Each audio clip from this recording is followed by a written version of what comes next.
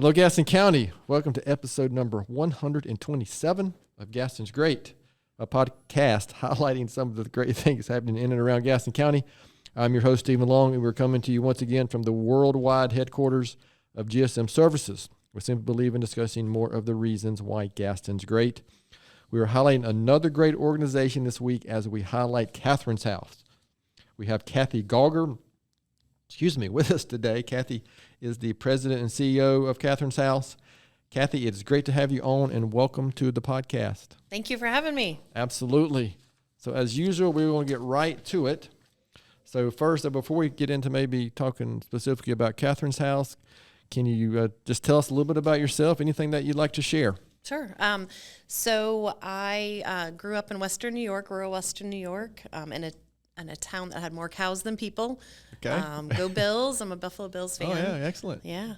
Married. My husband, Keith, is a high school teacher in Mecklenburg County. Okay. We have 3 cats, and I have been working in the nonprofit world for 25 years. Oh, wow. So what brought you to North Carolina from New York? So my brother had my nephew when I was a senior in high school, and when I came down to visit and I was applying for schools, they lived in Wilmington. And when I came to visit, and I thought, hey, Wilmington's a pretty nice town to live in. Sure. So I applied to UNC Wilmington and to Chapel Hill. I did not get into Chapel Hill, so I came down to go to UNC Wilmington. And you're better for it. Oh, okay. All right. So on my speed round question, that might give you some insight to that. Yes, yes. So we like to say that you couldn't get down here to North Carolina fast enough. Yes, correct. All right. Yes. So we're very happy to have you here. Well, thank you. So again, I appreciate you sharing a little bit about that. So, but obviously we're here to talk about Catherine's House. So the big question is, we'll get to maybe how you got involved, but what is Catherine's House? Let our listeners know. There might be some listeners out there who are not familiar with it. And just what is Catherine's House? Anything you'd like to share there? And then we'll get into maybe more about your story and then here locally. Great. So Catherine's House is a transitional housing program for women and children. We have a mission of mercy to love and empower women and children experiencing homelessness through safe housing and services that build self-sufficiency. So we have been around since 1992, so providing 32 years of transitional housing. Our goal is to help kind of stabilize women and children who are experiencing homelessness, that may be sleeping in their car, that may be sleeping couch to couch, that are in shelters, domestic violence shelters. They come to us. They have 4 to 6 months to get back on their feet. We provide them with case management services to help understand their budget and their spending habits and their patterns that sort of led to some financial discomfort. And we have a counselor on site that works with our ladies on dealing with the inevitable trauma that comes with homelessness. So we're providing them with wraparound services and with the constant goal of what's the next step? What's that housing goal for you? Okay. So I'm pretty sure you just shortened quite a big Yes. mission. I think you even said your mission statement, correct? I did, yes. Within that. So how did you specifically get involved and end up here at Catherine's House? So I have my master's in counseling, my undergraduate in psychology, and my master's in counseling. And I worked my first job out of grad school was working at Florence Crittenton Services, which is a maternity home. And back 25 years ago, when I worked at Florence Crittenton, we used to refer people to Catherine's House. So I would get in the agency vehicle and I would drive the women that were in need of a place to stay once they had their baby. And I would enter Catherine's House, again, 25 years ago. This is when Sister Carmelita was the primary person at Catherine's House. And there were these, in the conference room that is now a conference room, used to be a welcome room with the doilies. And it was this great space. And 25 years later, I'm running the organization, and it's a great honor. So I spent a little time on the website. It's really good, by the way, so we'll make sure our listeners know how to get there before we're done. But can you maybe real quickly, where did the Catherine's name come from, and just that kind of, that real quick, that short story? Yes, thank you for asking. So Catherine McCauley was the foundress of the Sisters of Mercy, and she was born in 1778, and the Sisters of Mercy were founded in 1831. So almost 200 years of these amazing order of nuns that took vows of poverty, chastity, and obedience like other sisters do, but have also taken a vow of service. And so their goal is to give back to the community in a variety of critical concerns. So women and children being one of them. We exist on the campus of the Sisters of Mercy, so we are also there with the House of Mercy and Holy Angels, and then we share the same space with the sisters who live on campus with us. So it's a kind of magical place that's beautiful from just the aesthetics of the space, but beautiful from the energy and the aura that kind of all the pieces working together are doing on that campus. Yeah, and I'm going to assume, I got to be careful because I've growing up here in Gaston County myself, that we sometimes make an assumption, but the Sisters of Mercy, Holy Angels, if maybe a listener doesn't know, that's in Belmont here, in Gaston County, because I got to be careful. Right? I'm just going to assume everybody knows where that is, right? But if you ever drive down Wilkinson Boulevard through Belmont and you're paying attention, you can see exactly where that is. So maybe we can get into some specifics. I mean, you just did a great job of kind of giving the background, the general mission of the group. But what about I don't know, initiatives or programs? I'm not sure that's the right word, or just maybe, the day. I kind of like the question, like the day in the life at Catherine's house, or the day in a month at Catherine's house. Some of the things, kind of initiatives or things that are like going on, Sure. day to day there. Yeah, so day to day, every day that I walk into work, I am entering somebody's home, and that is a true honor because our ladies live up on the second floor, administrative wings on the first floor. And so when I come in every day, I got to get my attitude straight because I am entering their home. Right. We've got kids running around on the first and second floor. We've got a playground where the kids play, and we've got ladies that are living with us that have come from some really significant backgrounds of trauma, of abuse, and we enter their home every day. And so we, in a day in the life, a resident will come down, have a case management meeting. She'll pull her bank statements. She'll talk through her budget for the month. She'll show her savings because the savings is a critical piece of what we're expecting of our ladies when they come to us. They might be coming into the pantry. We have a food pantry where they can shop, and I shop in air quotes. They're able to come for free, get their non-perishable goods, and then they can cook upstairs in the kitchen that they have. It is meant to feel like a home. Right. So it's meant to be, they have their own room, they can lock their belongings up, they can feel safe and that their belongings are safe.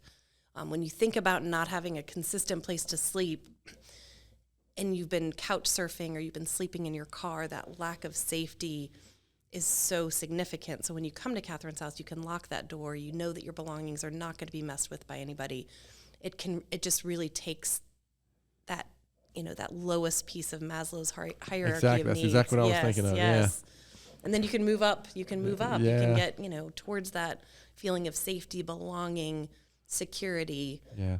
And our counselors on site can help, get towards that self-actualization Things piece that at the very top. Probably most of us day to day might take for granted. Absolutely. Yeah. Absolutely. So you mentioned in a previous life you were sending people to Catherine's house. So where are most of your residents? Is that the right word? Yes. Where do most of the residents come from, or how do they find out about Catherine's house, or how do you guys find out about them? Yeah, that's a great question. So the school system is a major part, Gaston and Mecklenburg County. We're not specific to serving only Gaston County residents. The different domestic violence shelters across the two counties, the homeless shelters across the two counties, and actually multiple counties. Word of mouth, people in the community who run into somebody who's experiencing homelessness or in a difficult situation that has heard a podcast that said, oh, hey, I've heard about Catherine's house on this podcast. Let me share this information. Former residents. We have a lot of former residents that have people in their circle who have a need, and because they have had such a good experience with us, then they will refer their friends and people that they know to us. Okay, very good. So this is a question I really like, and obviously I'm not going to ask you to share any specifics, but in your time at Catherine's house, can you think of an example of someone, a family, or something that just really stands out, that a success story that you saw, then that's why we're here, and then something that you think you can share, an anecdotal story maybe about that? Yeah, absolutely. So I've got a couple that I like to share. Okay. One is, so we can serve singles and families. And so I think that's important to note. I had somebody come for a tour the other day who's been in Gaston County for years and had no idea that Catherine's house could serve singles. And so we had a single woman that came to us, 70 years old. Oh, wow.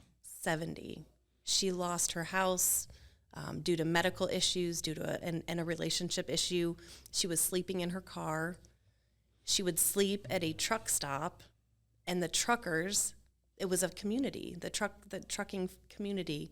So she would park between two trucks that would take care of her. And she was the little mama bear of the group. And for many months, she experienced homelessness living in her car until she found Catherine's house. And she is now successfully housed.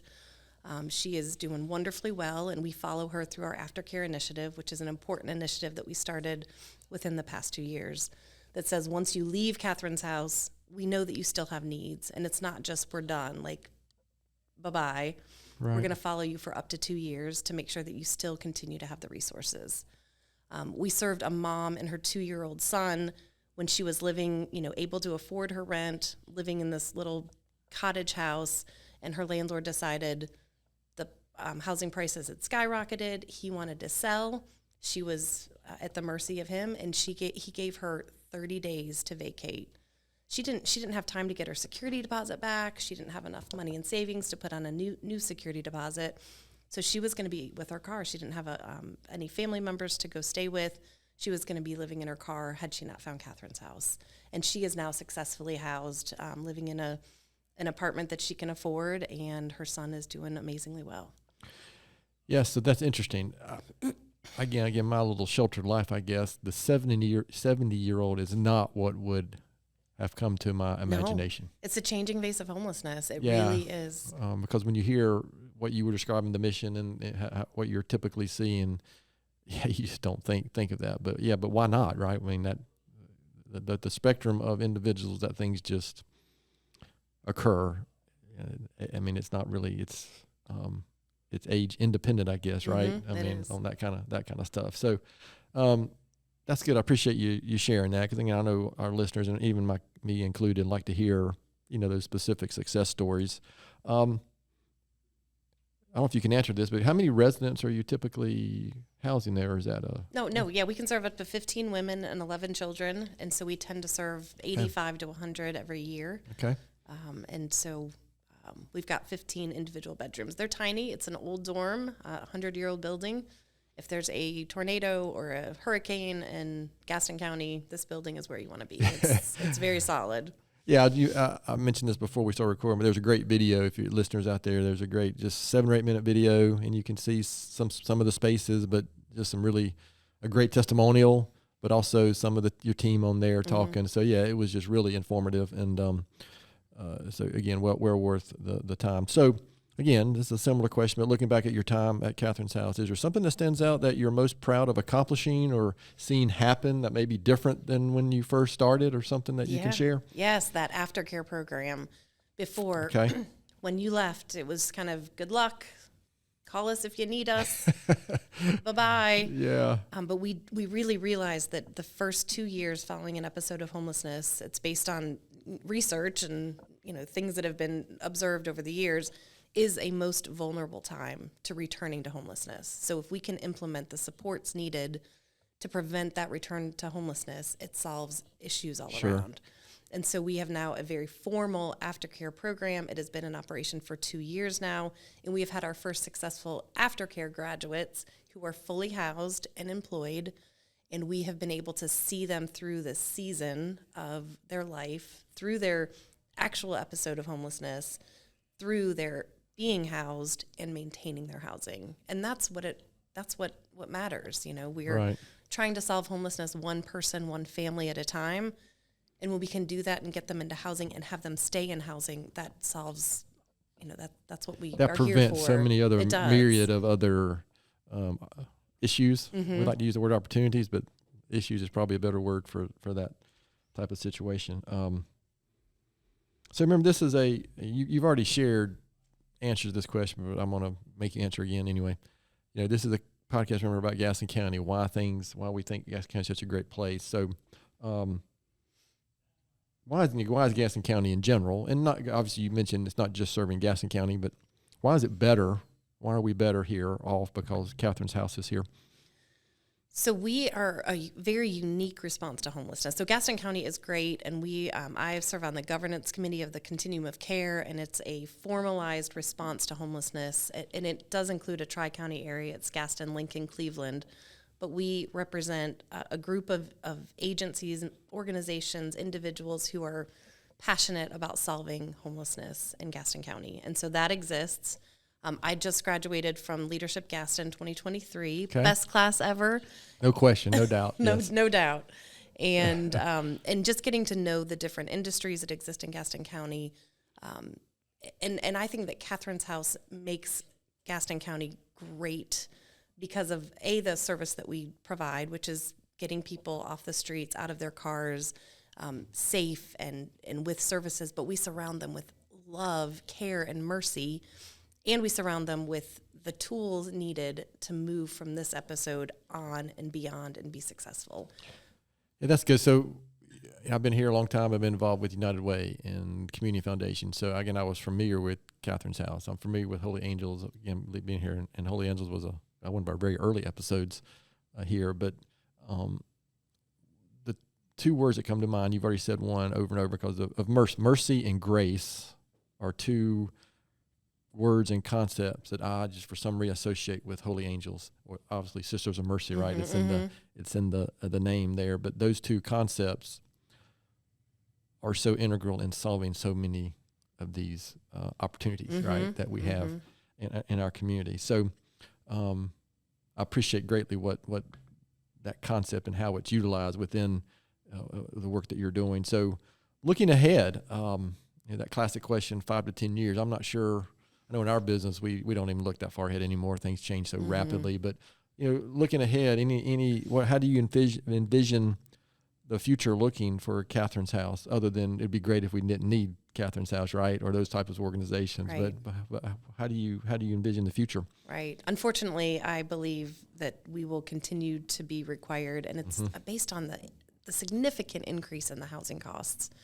If you are making minimum wage, which it's still $7.25 in North Carolina, you would have to work over 100 hours a week to be able to afford fair market rate in Gaston County. Yeah, that's crazy. It's crazy. It is. It blows my mind. So wages are stagnant.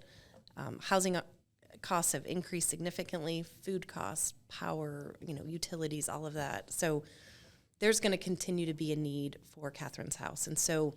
Are there opportunities for us to grow, for us to be able to maybe move beyond the walls of the old 100-year-old dorm that we're in and expand beyond that?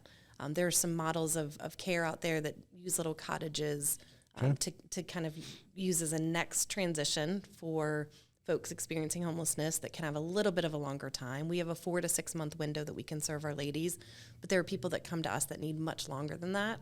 So can we expand and have little cottages or small houses that we can have an additional step-down program back into the community? I do believe that the need will continue to exist unless there's significant changes related to increasing wages or more affordable housing opportunities. Yeah, I think, the thing I've been involved with the past 25 years in the community, I don't see that need changing or going away anytime soon.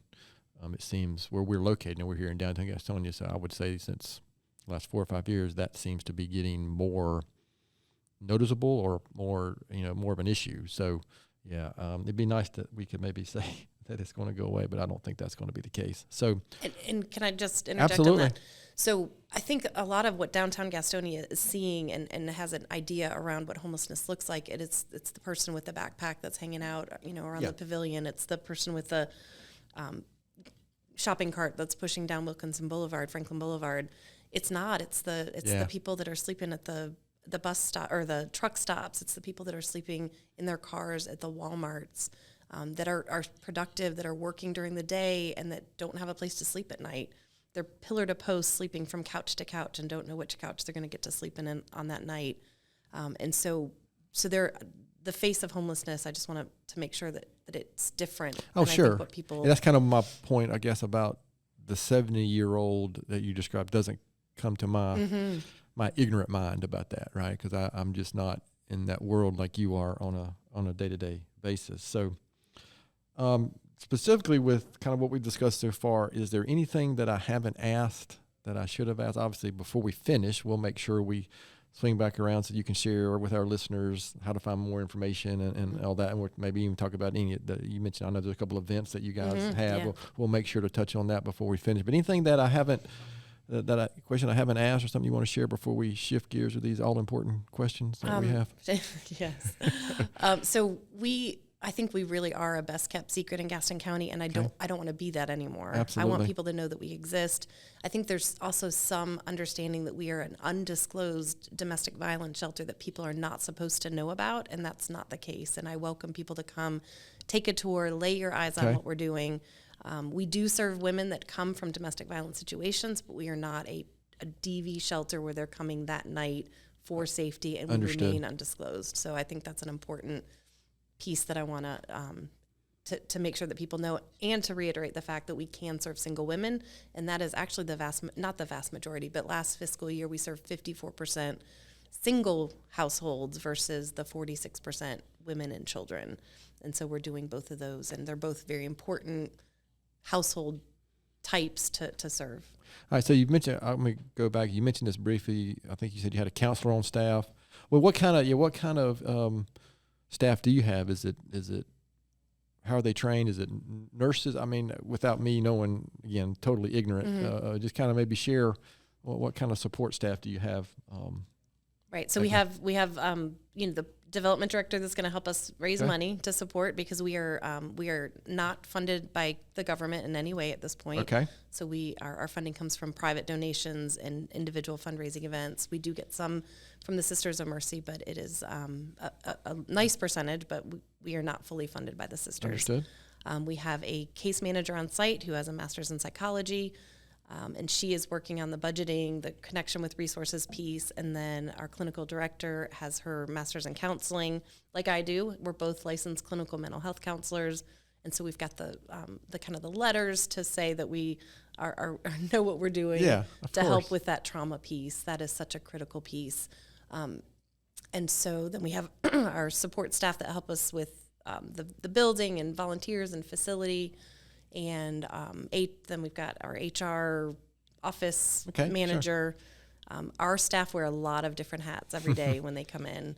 And our goal is to provide them, with the services that they need to keep a business running, so we can continue to provide a roof over their head, but do it with care, compassion, and love and mercy and grace. Right. Okay. Well, again, I appreciate that. That was just a question that came to mind that I was trying to throw you off on, because it wasn't on what we shared. So, and then and we're fully staffed 24/7. So we have an overnight staff that stays, and then weekend staff that I think I saw that something listed about that on the website.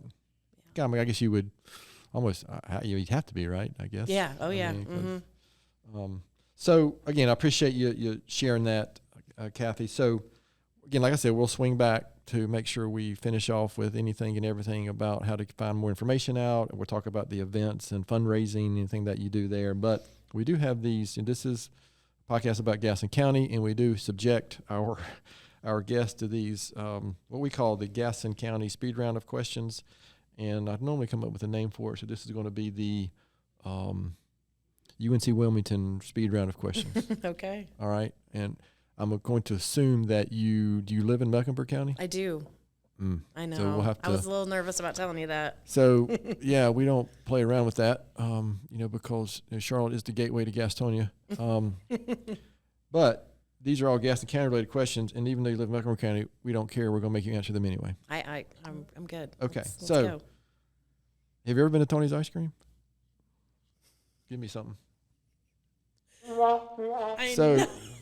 Tony's is a staple here. I know. I'm going to go today. So we'll just ask, what's your favorite ice cream flavor? Butter pecan. Really? Yes. Oh, wow. Now, if that really is your favorite, you got to go to Tony's then. Okay. Because all right. Is it good? That is one of the ones old school that they're known for. That was my dad's favorite. Okay. All right. And he grew up here, going there when he was a teenager. Sundrop or Cheerwine? Okay, if you know me, if you look in my car in my office, I am addicted to Sundrop, Diet Sundrop specifically. Okay. And anybody that listens to this that knows me will laugh. because I am so Okay, in love with Diet Sundrop. So that was an appropriate question. It was very appropriate. Okay. It made me laugh when I saw it. Favorite local restaurant? Cherubs. I am a local celebrity when I go there. Are you really? Megan comes and gives me a hug when I walk in there, and I always feel like I'm very special when I go to Cherubs, and it's supporting such a great cause. Well, now with this, you're going to, at least 4 more people are going to hear. At least 4 more. Yeah. Favorite outdoor activity in Gaston County, or favorite park, or something you like to do? So Goat Island, my That's best friend Brandy lived here for a while, and she has a giant dog named Nala, which is a Rottweiler, and we would take Nala to Goat Island and walk around. It's got a great feel. It's a cool little space. It really is. It really is a cool little space. All right, so we prefaced this maybe already, and I might throw in, it's not the only answers, but so we'll say UNC Duke, NC State, or UNC Wilmington. Well, based on the questions that you provided me, I was Okay. going to go with UNC because my brother, my sister-in-law, and my nephew graduated from UNC. So, but UNC Wilmington's great, and I got my master's at UNC Charlotte. Okay, well, those are acceptable. The other Okay. one is not. I mean, I don't. Well, who's your team? I should know this. NC State. Okay. Oh, okay. In fact, I have a daughter graduating Friday Oh. from Forest View High School here, and she's getting ready to go to West Raleigh to the She probably most had no wonderful- other choice, did the she? well, no, she had choices, yes. Well, I'll leave it at that. But she's going to the greatest university on the planet in August. What is something very few people know about you? So when I was 22, I just So graduated. Just last year? Yeah, that's sweet. I had just graduated from UNCW, and I went to work for Pender County Correctional Facility, an all-male prison, and I was the woodworking instructor for 2 years until I went back to grad school. And I'm handy. So what I really did is I supervised. It was a yard for inmates that had been adjudicated guilty and sent to prison, but were developmentally disabled, delayed. And so they had a special yard that they went to, and there was a social worker, there was sewing, horticulture, and woodworking, and I was the woodworking instructor for about 1.5 years. So I could have probably sat here for the next 12 months and would not have guessed that. I have some stories to tell, but I won't tell them on this podcast. Woodworking, head in charge of woodworking at Pender County.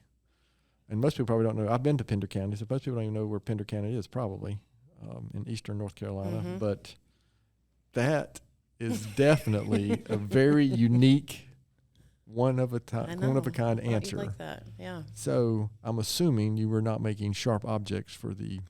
But we were using sharp objects. We were not making Well, I them, can but we say, were using woodworking them. requires some Sharp. weapon type. Yes, yeah. That's interesting. Mm-hmm. Wow. So I've stumped you. I love it. I don't even know. Yeah, I'm stunned. I don't know what to say with that. So, how about we're going to go to the next question. I wish I had a good comeback for that, but I don't. I have nothing. How about a book, blog, article, podcast, something that you would might recommend to our listeners? So I just started reading Atomic Habits by James Clear. Oh yeah, it's Have you read terrific. that? Oh, yeah, James okay. Clear is great. Yeah. Yes, So I'm just in the very beginning stages of it. it's a but terrific book. I can't wait to get through it. If you're an online person, if you follow people on, he's great to follow Okay. too. Like I'm not a big fan of X or Twitter, but he's very short stuff. He has a nice weekly newsletter as well, Okay. super short and Awesome. really good stuff. Yeah, he's terrific. Good. That's a great book. Yeah, great. And it's about the psychology behind changing yeah. habits. And I, as a undergrad in psychology and a master's in counseling, I love psychology and what makes people tick, and love learning about people and how to change behaviors based on that. I read a lot of stuff. As a matter of fact, I always share a book at the end, and mine is related to that a little bit that I'm sharing today. It's a great book I just recently read. But is it fair to say that in some situations, obviously I don't want to make some general broad statement, but sometimes in what you guys deal with, getting them back on track, some of it is, and you mentioned that 2 years, right? That critical time period. Is it breaking habits maybe, or that culture of a family potentially? I mean, there's just so many things that Yes. cycle. Yes, that Trying cycle to break that. is And huge. to me, habits or belief or whatever you want to call Yes. it is part of that. It would seem like. Yes, absolutely. It's wants versus needs. We do so much into what are the wants versus needs right now. You've got 4 to 6 Yeah. months with us, so you may want to go to McDonald's every night to eat because it's convenient and because it's easier to do that. but how much does that cost you in a week? Oh, sure, yeah. And in that generational cycle of I don't deserve habits. this. I don't deserve something good. I mean, it's a strange. I mean, even I have found myself doing that on occasion for some reason. But yeah, it's such a strange. I don't know, but I appreciate that because I've read a lot about that as well, especially as here, community involvement, raising 3 kids, trying to understand empathy and grace for others. I mean, that's hard. It is. I mean, but it's so important. I mean, that's how, ultimately for me, that's how relationships are developed, how relationships are improved. It's not about you. Yeah. And relationships are so important. And I talk about this all the time, how relationships matter. So, Susan, who comes in and has a need, and she's in a low place when she enters Catherine's house, when she is greeted by the staff that surround her with love, care, compassion, tools for success, she wants to do well. She wants to do better. She believes in herself because we believe in her, and we impart that every day. Well, I would imagine, again, that part of that, what you guys are helping them do, you're helping them have a vision and see what it can be like, right? Because I think so many times we can't envision what success looks like or what it looks like to be in a better situation because of maybe someone's previous history. Yeah, I mean, absolutely. So that's interesting, it's just so that kind of stuff is so interesting. So, I appreciate you indulging us in those Gaston County related questions, even though you've never been to Tony's and you're a prison woodworker. I'm going to Tony's, though. I'm going to Tony's. I hated to admit that. I really should have gotten there before I recorded this. Well, listen, you're not the first person that has not, and we chastised them just as bad. So. Okay. So you get a few more questions and we'll finish up. We'll finish up talking about Catherine's house for sure. But, even though you don't live here, which is too bad, you've worked over here long enough. So besides Catherine's house, why would you say Gaston County is such a great place? There's a lot of great people, passion for the county. I mean, there's a lot of people that love this county. Y'all love your county. Well, thank you. Yes. And we should. And you should. Yes. Yeah. There's a great healthcare, culture, a lot of outdoor activities, even though I haven't gotten to a lot of them because where I live. Nobody's perfect. Well, yeah. Lots of great food, restaurants, and just, I think, a salt of the earth mentality that, helps support organizations like Catherine's House that believes in the mission, that wants to see us succeed.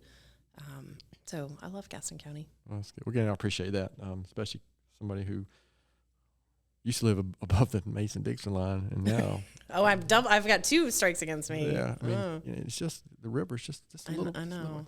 I say this every single episode. Naomi probably rolls her eyes every time I say this. It's probably my favorite question. She just did, yeah. Knowing what you know, again, it's only been 3 years ago. What advice would you give your 20-year-old self? I had a tough time coming up with that. Did you really? I really did. Well, good then. I would say. Besides become a prison woodworker. To not be so hard on myself, but I continue that. Well, yeah. The pressure on, but to take risks and don't be afraid of the outcome of it. To take a risk. Yeah. So having 3 kids under the age of 25, we kind of experienced that age that we're talking about here. And even when I was that age, there was some kind of, I don't know, fear of the unknown or fear to take a risk. Like, looking back, like, what? Now, so perspective changes all that view, doesn't it?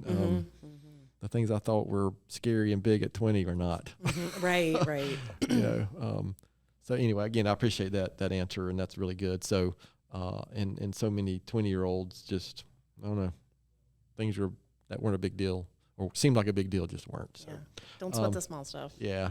All right. So this has been really good. Kathy, I appreciate your time. So again, the most important thing here, let's talk about, before we get into how listeners can learn more, maybe let's talk about some of the events. You mentioned the Party for a Purpose. Okay, yeah, let's talk about any events and things that you might have going on, because we're recording this on, what's today, May 20th?